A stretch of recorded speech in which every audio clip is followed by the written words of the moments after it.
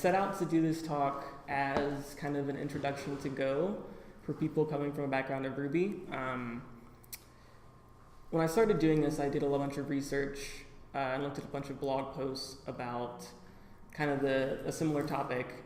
And what happens is a lot of people go into kind of the syntax minutia and things like that, which I find to be less useful, because typically if you're Rubyist, you're a programmer, and like I can declare a variable. Like it might be slightly different, but it's not a huge hurdle.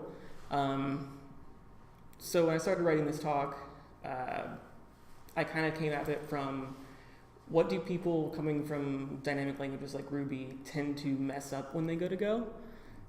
So kind of as a very last minute thing, this talk was originally an introduction to Go for Rubyists, and then I added, but it's mostly about interfaces, because I do a lot of complaining about interfaces, because that's the thing that most people don't understand coming from Ruby.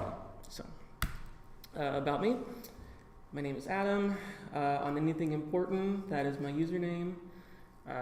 Currently, I work at Oracle doing compute cloud infrastructure stuff with Todd Wiley. If you know him, he has a gigantic beard. It would be hard to not know him if you have seen him before. Previously, I worked at Google doing a bunch of different stuff, which includes some large-scale test infra stuff. I worked on the display ad serving stack. I was the tech lead for Go on App Engine. And right before I left, I was working on the infrastructure for Cloud ML and Cloud Functions. And so just do a little intro. First off, feel free to just stop me at any point in the middle of this and ask questions.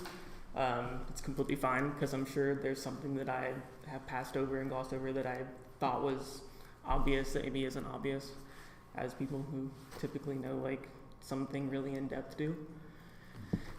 So a little background for Go. It's compiled, statically typed. It's created by Google, I think 2009. Some of the key initial people were Rob Pike, who you may have heard of from things like Plan 9. He was also one of the co-creators of UTF-8. Ken Thompson, who's typically much more famous, known for writing Unix and C, and also co-authored UTF-8. And Robert Griesemer, who's less well known, but worked on the V8 JavaScript engine as well as the JVM. So just a couple high-level key features of Go. It's garbage collected, so you don't have to do any manual memory management. It has explicit error handling, so it wasn't intended to be a pun as no exceptions, but it kind of is a pun. So there's no exceptions in Go. Everything is done as a return value, and we'll look at that a little bit later. It has structural typing with interfaces, so if you don't know what structural typing is, we'll cover that in a little bit. But it's essentially basing a type's behavior on what it implements rather than what it says it is. It is memory safe, but we also have pointers, but it's not that bad. Typically the things people are scared of pointers don't hurt Go as much. And then one thing that we unfortunately will not cover, because these slides are too long already, is the concurrency primitives that are in Go. But in a future talk, I'd like to kind of go over those in more depth. It's also not something that's typically covered in Ruby, because Rubies typically just don't do anything with threads for the most part. Rails has a huge stack, so copying things across threads is really problematic. And for a long time, it had really shitty threads. So it's still one-to-one. So most of this talk is going to be about things like, okay, this is how I do something in Ruby. How would I go about doing it in Go? So a lot of it's going to be the same thing. Same concepts, just a slightly different syntax. A lot of that's things like variable assignment and whatnot. Your basic types are mostly all there and the same. If you've ever done anything from a static language, typically you'll know things like floats and float 64 and float 32 for the different sizes. Same thing with ints and uints. Strings are there and are standard. There's not really such thing as a symbol. Typically you might use something like a const string for that, but which is really all symbols are in Ruby anymore, now that they're garbage collected. Booleans are the same. Nil is kind of the same, except for with this little caveat that nil is actually typed in Go. So there's a thing that catches a lot of people when they're doing certain things like declaring variables with a specific type that they later assign nil to and then check if it's nil, and it's not. So there's a difference between nil with a nil type and nil with a error type or something. And typically, if it has a type, it won't be equal to bare nil like that. A lot of the control structures are going to be the same. There's just fewer of them. For for loops, you'll use a for loop. For while loops, you'll use a for loop. For until loops, you'll use a for loop. If you need something like each, it depends what you want. You can use for range, which sort of works like each, but only for maps and slices and channels. And we'll talk about maps and slices in a little bit. If unless is just if. And then case when is pretty standard switch case format from a lot of different other languages. So because there's so many different variants of the for loop, we'll just kind of touch on them briefly here. The top one is what you would normally see in something like JavaScript or any number of other languages. This 3-part initialization, condition, and then increment check. Something that might be relevant in Go, typically you'll see assignment done as that colon equals, also affectionately known as the gopher operator. All it does is it does initialization and assignment. So if you come from a static background or anything like that where there's a separation between initializing the memory and assigning something to it, that does both of them. Regular equals, so just do assignment. Second loop is basically your normal while loop, just drop the initialization and the increment piece and do your increment elsewhere, or whatever else you need to do to break the loop eventually. If you want to do infinite loops, so Ruby has the loop construct. Here it's for, you just don't put anything in there. And then a more interesting area is this concept of the range operator, which is special in that it only works on a couple built-in types. There's actually no way for you to define your own type that can be used by range, and that upsets a lot of people. It's because Go doesn't have generics. So, sorry. They always say Go has generics. It's just they're the generics that they wanted in the language, and you can't have your own. So that's why we have like generic map and generic arrays and things. So the first one is just iterating over a map, which is essentially a hash. You get key values back. Slices are like Ruby arrays. You get the index and the value back. Channels, which we won't really go over, are used mostly when you're doing concurrent or parallel processing of something. A channel, at the end of the day, is really just a thread-safe queue with a mutex around it, and some special things that you can do with checking whether or not something is available on the queue. So some of that stuff is built into the language rather than something you would import from the standard library. As I said earlier, hashes, Go calls them maps. That's how you define a map. It's that format. Inside the brackets is the type of the key. Outside is the value type. So kind of a basic map here you define as a map of string keys to integers. Arrays are similar. In Go, typically you'll see them called slices. Implemented as dynamic arrays, which is closer to what Ruby arrays are, because you can add and remove things from them kind of at will. Go also has the kind of traditional array that's a fixed size contiguous memory block, something like you would see in C. So quickly touching on pointers, everyone's afraid of pointers. They're not actually as bad as they are in C and C++, because you can't really do much wrong with them. You can't do pointer arithmetic, which is what most people mess up. Really, they're only used to avoid copying large amounts of data, because Go is pass by value. So anytime you pass anything into a function or anything like that, it's going to be copied. If you have a really large object or struct or something, you don't want to have to go and do a mem copy on the entire thing. So you'll typically copy the pointer, and then that's going to point to wherever it is in memory. Some other caveats there is you can do really terrible things, but you have to include the unsafe package, which basically says, leave me alone, I know what I'm doing. Sometimes you need it, most of the time you don't.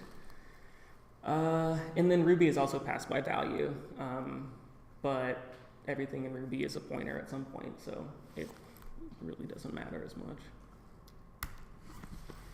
So one of the big things is that Go is not an object-oriented language.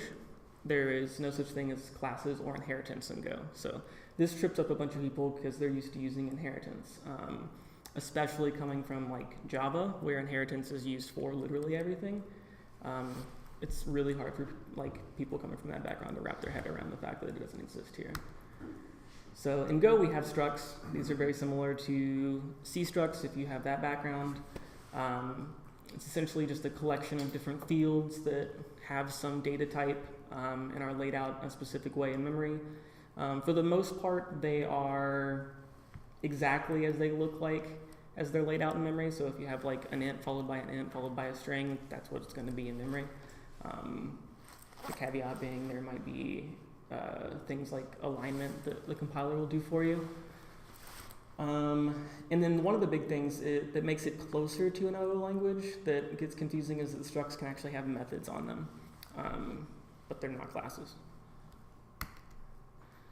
So we'll just go over very quickly. This is what a class in Ruby looks like. So just going to make a person, the name, and whether they have their beard. So if they're me, then you're going to be super cute. And if you want to check if you have a better beard than some other person, because I only thought about this in the context of me, it's true unless you're Todd, because Todd has a better beard than me. So here's just kind of like how you would instantiate and use it. This is kind of the analogous in Go. So you would make a struct similar to in something like C, and you would say like this struct is of type person, which really just means that it's this layout in memory.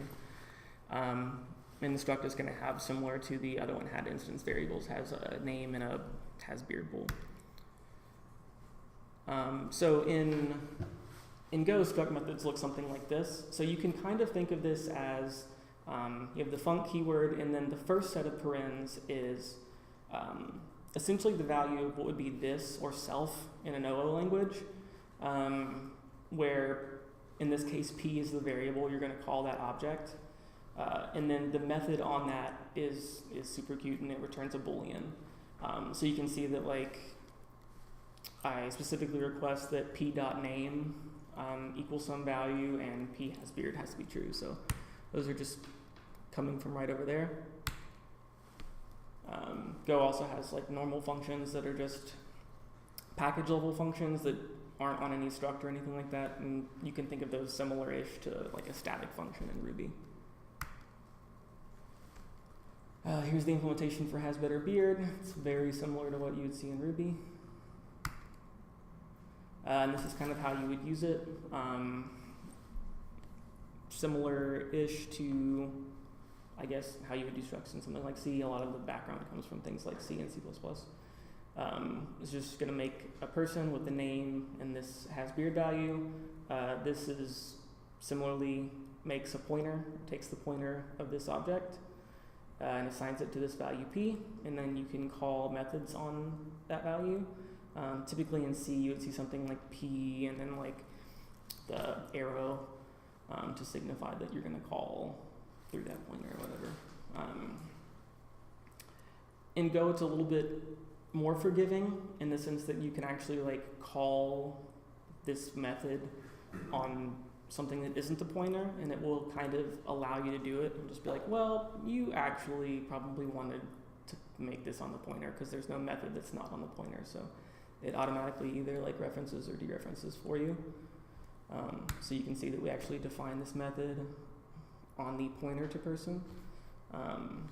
This is also passed by value, so this pointer will get copied into this value p, whereas if you didn't have this pointer, it would copy the whole person when it does this reference here. Is there a reason you would define a method on a pointer to a person versus a person? Typically, it's how you want to use the value. More often than not, you'll see methods and things defined on the actual pointer, just because like copying these things back and forth a bunch of times when you're going to call a bunch of methods on the same struct is wasteful. There are times that you'll see them actually done on the bare object, and the reason that will be done like that is either it's to be used like a value object. So one good example of this is there's a time struct that a lot of things are done on the bear struct, because you don't want to arbitrarily manipulate that time object. It's kind of thought of as fixed and immutable. That's mostly the reason for it. One reason that you do want to do the pointer is you have to use a pointer for a method if you intend to manipulate or alter the state on that struct. Because otherwise it copies in a new struct and then you're altering that one, so like nothing changes. So if you have things like setters or something that's going to manipulate state, it has to be a pointer. So that's your main mechanism for controlling mutability. Yeah. So talk a little bit about polymorphism. This kind of goes back to what Ruby typically uses inheritance and duck typing for. So assuming your background, if it's Ruby, you've heard the whole like if it quacks like a duck, then it's a duck. Which is essentially saying that if it responds to some method and it returns what I think it should, then I can use it as whatever I thought it was. Or you'll do things like is-a checks for subclasses. Because Go doesn't have any of that stuff and isn't OO based, Go uses this thing called interfaces, which is goes back to that structural typing or property based typing. We'll talk about that.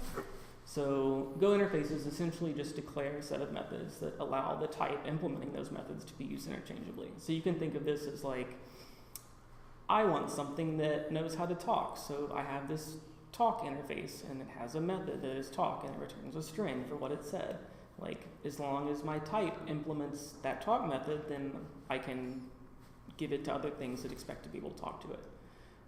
So if you come from a Java background, this is going to be very similar to interfaces and like the implements construct that you'll see. If you come from C++ or other statically typed languages, C++ uses abstract classes and multiple inheritance for this a lot of the time. So Ruby has interfaces, but they're not like a language feature. It's more of kind of an idiom. So you can think of them more as implicit contracts between the caller and the callee. So if you've dealt with rack before, or active model, or enumerable even, those are pretty good examples of things that either expect interfaces or provide interfaces. So in the case of enumerable requires that you implement the each method, and then you get a bunch of functionality based on that. So its interfaces that it requires that each method, but it's an implicit contract, right? Like you could include enumerable and not implement each, it would just break all over the place on you. The others are the same case. So I don't know how many people have dealt with rack in depth anymore. Anybody? So we'll just go over it. Rack is kind of one of the lower level pieces of a lot of the web serving stack stuff in Ruby. So Rails is built on Rack, Sinatra is built on Rack. Sinatra is actually a very thin layer over Rack. But the cool thing about Rack is that for the most part, the interface for Rack is very small. And you can see that if you go to like the Rack webpage and like there's a chunk of code that's like, here's the smallest Rack app there is. We'll look at something similar to that. So essentially the Rack interface is this, is that any object with a call method, which if you all also remember things like lambdas and procs respond to call. So that's why you're able to do like pass a proc new or a lambda to Rack and it'll just deal with it. It has to have a method called call that takes the environment, which is the Rack environment, which has like your environment variables and query string params and all kinds of stuff that are parsed from the web server. And then it has to return an array of 3 elements. So the first one is the status code. The second one is a hash of headers from the header name to the value. And the third one is the response body, which it's a little complicated, but it's essentially a string or anything that responds to each. So that you can do things like chunk responses. So kind of a basic Rack app looks like this. Say you have an app, it's going to have a name, has a call method. We're going to return a web page. It's going to be text plain, and the body is going to be my name is, in this case, whatever they put their name as. So the last thing it returns, as per the contract, is the status code, the list of headers, and then something that responds to each. So an array with one string in it will return the one string when it goes through each. And this is super powerful because essentially what that allows you to do is Rack is able to say, okay, this is going to essentially give me, given that I give it the request and all the information from the request, it's going to tell me how to respond with the response. So it can deal with a bunch of extra things for you. So like spinning up the web server and like binding to a port and parsing HTTP and all kinds of fun stuff. So essentially it'll just allows you to say like, Rack, please spin up, WebRick or Unicorn or Puma or whatever cool thing it is now, and pass your instance. And as long as that instance has a call method that takes an environment and responds with those three things, it will just work. So that's kind of like an example of interfaces in Ruby. Nowhere in any of the code does it say like, hey, this has to return, a triple with these things in it, and it has to take this argument. It's just kind of like an implied contract. So kind of similarly, like Go and Ruby are similar in the sense that interfaces in both of them are implicitly satisfied. So in neither Go or Ruby do you have to say like, hey, my app implements Rack app or anything like that. It just like, as long as it has the method that it needs, then it is what it is. Differences are that in Ruby, interfaces are a weak contract. So you can ask someone to give you an object that has a call method that has all the right properties, but there's nothing to actually enforce that. You can't, other than doing runtime checks to say like, hey, you don't have this method that responds to this with this arity and blah, blah, blah. It's all kind of done at runtime. Whereas Go, being a statically typed language, it kind of gives you a stronger contract. So if you have a type that you pass to something that expects one of the interfaces, and that type doesn't implement all the required methods, the compiler will fail and will tell you it's missing this method, and I can't build this for you. So kind of going back to the Rack interface, what would the Rack interface look like if we built it in Go? So I'm just going to do a quick, kind of basic version of Rack with a bunch of details omitted. But essentially the gist of it is we're going to have a struct for the environment, similar to how you might do in Ruby as a class for the Rack environment. And then we're going to have a response where the response includes the three things from the Ruby implementation that we saw earlier, the status code, which is just an integer, headers, which is just a hash from strings to strings, and the body, which in this case I just put as a string to make it kind of easier to understand. So the key piece here is that in Rack we're going to actually define this interface. And this interface is just a list of methods and their method signatures that says any type that implements these methods I will accept and I know how to deal with. So in this case, a Rack app is anything that responds to call, taking a Rack environment and returning a pointer to a response. And then we'll say that this run function that takes any app, as long as it has an interface, will spin up the socket and bind to it and deal with all the parsing and whatnot. So in order to use something like that, we're going to go ahead and define a Rack app in Go. So it's going to look really similar to how we did it in Ruby. Instead of having a class that's my app, we're going to have a struct. It's going to have a name similar to how we did in Ruby. And then we're going to go ahead and implement the call method. Same kind of deal. We are required to pass in the Rack environment, so we do so. We don't have to use it. In this case, we don't.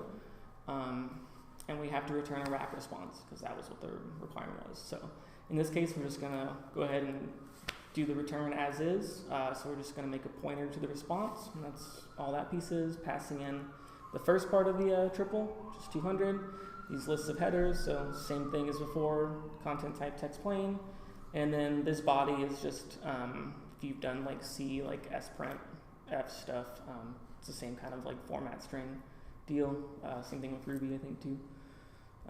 Just essentially just going to return the same thing the Ruby app returned, which is my name is whatever their name is. So, given you have those two things defined, if you wanted to actually make a Go application that's going to run, you need a package main, which I omitted here, but essentially the gist of it is you need a function main that's going to create your app, which is all this is doing, is it's making a pointer to this app struct that we defined, giving it this name. And then based on the fact that this pointer to app implements that call method, which implements the rack app interface, we are allowed to, per the compiler, pass it to rack run, and rack run just returns an error. So we'll do something if the error, like log, if it failed to boot up or something. But otherwise, that's all you need to do. And in the same way that rack and Ruby will take care of doing all the socket stuff, the same thing is true here. So to kind of recap on interfaces, it's typically a lot of people will use inheritance and things like is-a-checks and other things to say like anything that has this base class I can pass in, and then I know that like it's going to implement those methods or some subset of them. It's kind of the same deal with Go, except you don't have that kind of parent-child relationship. In the sense that like you'll hear a lot of people talk about different best practices and design principles, like prefer composition over inheritance. In the case of Go, all you have is composition, so you can't do anything else, and that's all done through static typing with the interface system. And that kind of leads us to how errors and things work in Go, because one of the most prominent interfaces throughout the Go community and the standard library is this built-in error interface, which is super simple. So instead of having exceptions in Go where you have like try catch or begin rescue, functions and methods just return the value that you would get and an error if it happens. So typically it's done with Go has this concept of multiple return values. You can kind of think of it like destructuring in some of the other languages you might have used, similar-ish. And typically the idiom is that the error value is going to be the last return value. So we'll look at the Ruby exceptions, look something similar like this. So have this function that is going to be 5 divided by whatever you pass to it. As we know, you can't divide by 0, so we're going to go ahead and raise an exception if that happens, and then you would do your normal begin rescue check to catch that exception should it be raised, and log it or whatever. In Go, the error interface looks like this. It's a super simple interface. It just has a method called error. It takes no arguments and it returns a string. Anything that has that method on it can be used as an error. So errors aren't special, they're just values. They can be whatever type you want as long as it responds to error. And that's how a lot of people will do custom errors, or things like the OS error types will have like what syscall failed and some other like relevant information for those types of errors, but they'll still return the error interface, and then you would do like type checks and things to try to upcast them to a more specific error type if you wanted that extra information. So if we implemented this function in Go, it would look something like 5 divided by n, where n is an integer, and it's going to return 2 values. It returns a float and an error. And that kind of end piece inside that last set of parentheses is how you do return values. Those are just the types of the values you're going to return. And you can, as far as I know, have arbitrarily many. Typically, you don't want to have more than 3 or 4. At that point, you're kind of getting a little bit crazy and should probably just return a struct or something. But it's super similar. Can't divide by 0, so return an error. Error is new is just this kind of helper function that takes a string and gives it an error function that returns itself. It really does nothing more than that, just so that it satisfies the interface.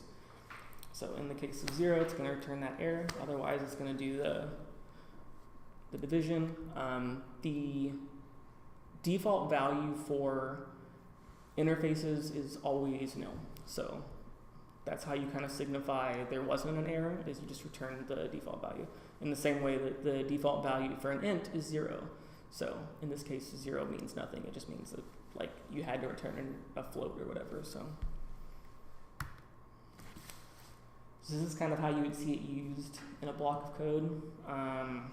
So if we call our function with 2, and just did like normal division, you'll see this pattern a lot, this if error not nil, and then do something based on the fact that an error occurred, either, return out of the block or log it or any number of things.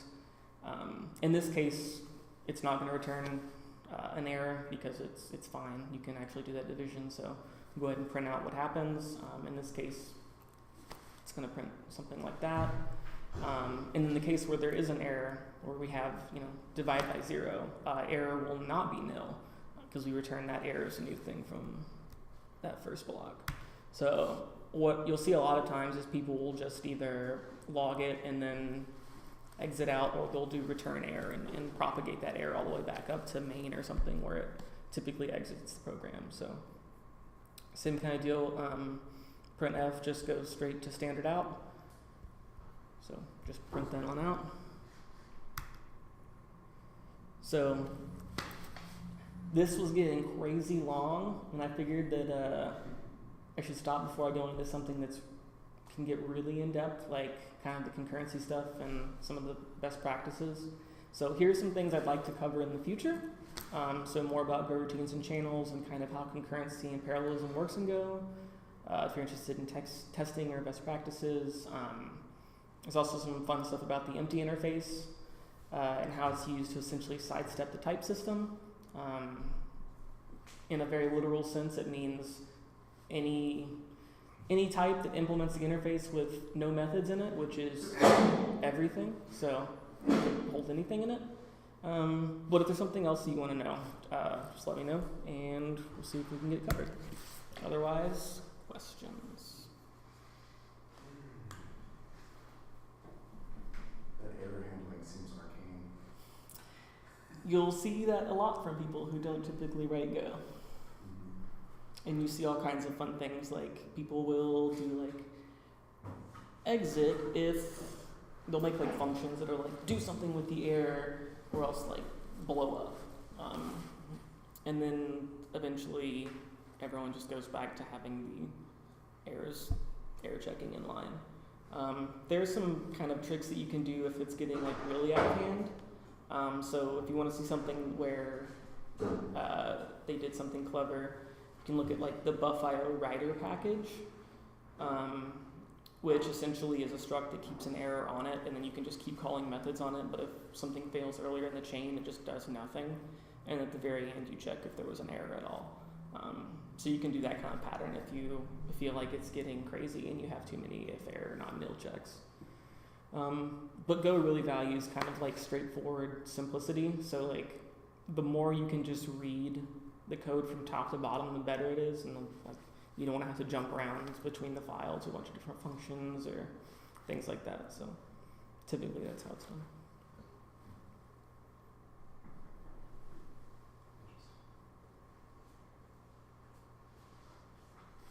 What's typically like the most common usage for Go as a language? Like when I think of like learning Go, I don't know where it would fit in my toolbox. Sure. You'd see it a lot for concurrent network services and stuff like that, because the networking packages are really nice, and they kind of provide a very synchronous style API on top of what is actually like a bunch of non-blocking sockets.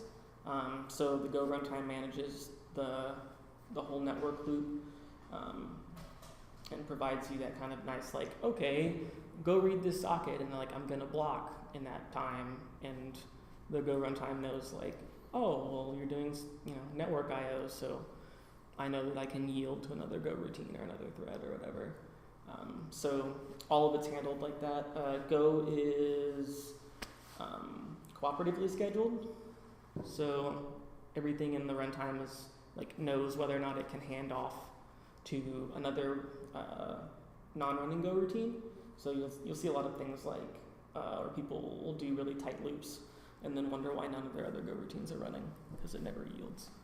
So think of something more like I guess fibers in Ruby than you would see as like threads, where you have to explicitly yield control.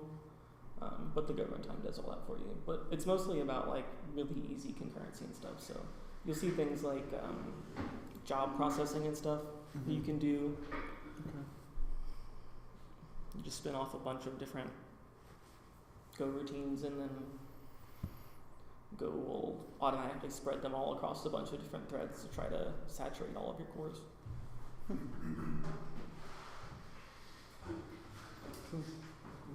you said that there's not support for user-defined generics. Would you use, are interfaces kind of a way around that? Yeah, so I can kind of show you one of the cases where typically you would have something that's like generics. It gets a little bit awkward. Package. I probably should have some. Just connecting my phone, dog. Or that? Do do do do do do do do do do do do do.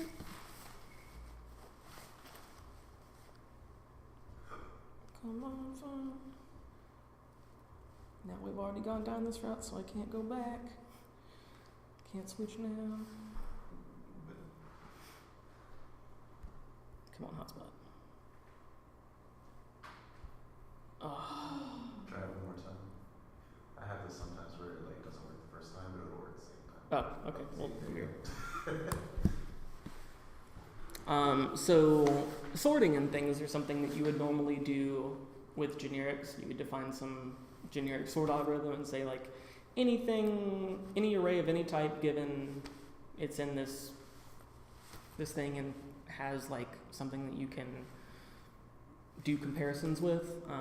You can use the sort stuff on. In Go, it's a little bit more gross. So you'll see a lot of stuff like search ints for doing binary searches of ints, or search strings for the same thing for strings. And that sucks. But they're starting to do things like this kind of generic search function, which kind of leverages anonymous functions and closures to deal with this.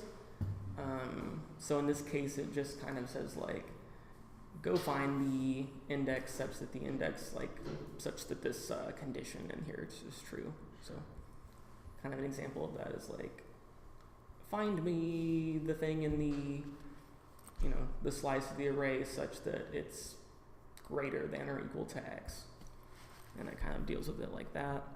So you can specify an interface as the type of one of your parameters, right? Yeah. Typically, what you'll see functions that take interfaces and return structs is kind of the general pattern. And there's a couple reasons for it, but mostly it deals with interfaces are a lot harder to change after the fact once they've gone into other people's production code and stuff. Like you can't just add or remove methods because then people's code will magically start failing if they update. So you kind of want to return them more concrete things because it's easier to add fields and stuff without breaking their code. But we'll go ahead and look at so there's this thing called the sort interface, which has a poor name, but essentially it says anything that has a method that is len, that returns the number of elements, less that can do comparisons, and then some function that will do swapping of the two given the indexes. You can pass this to a lot of things. So assuming that, you can pass it to things like reverse and a bunch of these other kind of like more generic functions. So let me see if it has a decent example. So that returns an interface. Is there a way to lift that into or not lift, but typecast, I guess, into what you know it is or expect it? Yeah. It kind of goes into the empty interface a little bit. Let me go to the spec. We'll look at type assertions. So essentially what you can do is say like you have this variable x, and say it's an error or it's some interface type, and you're like, I know that actually the underlying type of this interface is, my super awesome sortable array. then you can do this operation, which essentially says, please typecast this to this more specific type, or some other interface too, that also works. And then what this will do is this will return, if it is possible, return the value given the new type. So the same thing given the actual concrete underlying type that you asked for. Otherwise, it will panic and crash. You can get around that by this format, which essentially is a safer version of typecasting. Same kind of deal. If this works, v will be set to the value given this concrete type that you pass t. If it can't be typecast, this idiomatic OK value is just a Boolean. In the case where it works, it will be true. If this typecast fails, it will be false. So you can do something like, I don't know, bail out most of the time because you're like, why isn't this the thing I expected? But, so you'd probably do something like that where they have the example of like reversing. So you might call reverse and then tack on a dot parentheses typecast to. Yeah, if you needed to get it back out. But a lot of the times you'll already have a reference to the actual concrete type because you passed it in. So the thing is like you'll have like my array, it's like your concrete array, and then you just pass it in. Because it has all those methods, it works as an interface. Yeah. Right, sure.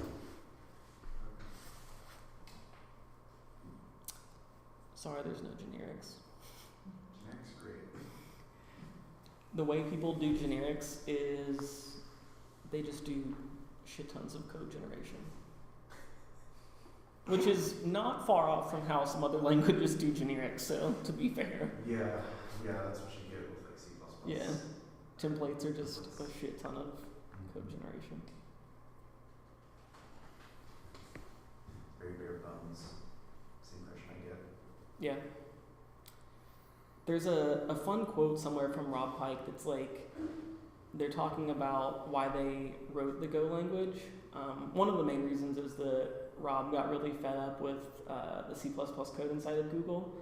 Because one of the big things about Go is that you can't import any other package that you don't actually use. So if you have an import that's unused, it will fail to compile. And you can't do circular dependencies, that will also fail. So their big problem was like they would be compiling the C++ code that would take like 2.5 hours to compile because like, you know, you had some unused imports and then somebody else had some unused imports and like it would just go back and forth, and you had the circular dependencies to try to deal with. And Rob and Ken were like, this sucks. What if we just didn't allow this? And that's kind of like how a lot of this started. But yeah, the quote from Rob is something like, we have a bunch of people at Google who aren't programming language designers, and they just need to get shit done without dealing with like a bunch of fancy things. So we made Go for those people because they're not smart enough to use like Haskell or something. I was like, that's really mean, but I mean, not completely false. Like, I like Go because it forces everyone I work with who also uses Go to write things that are sane and not go off the deep end, like trying to re-implement a bunch of functional programming patterns and stuff in Go, because you just can't. Like, a lot of people will get upset that there's no like filter or there's no like map or anything. It's just like, how do I do map? And you're like, well, you got a for loop and then you you put it in a different array. And they're like, oh, that's so gross. It's like 6 lines. And you're like, yep. And you're like, I have to write it every time. And you're like, yep. But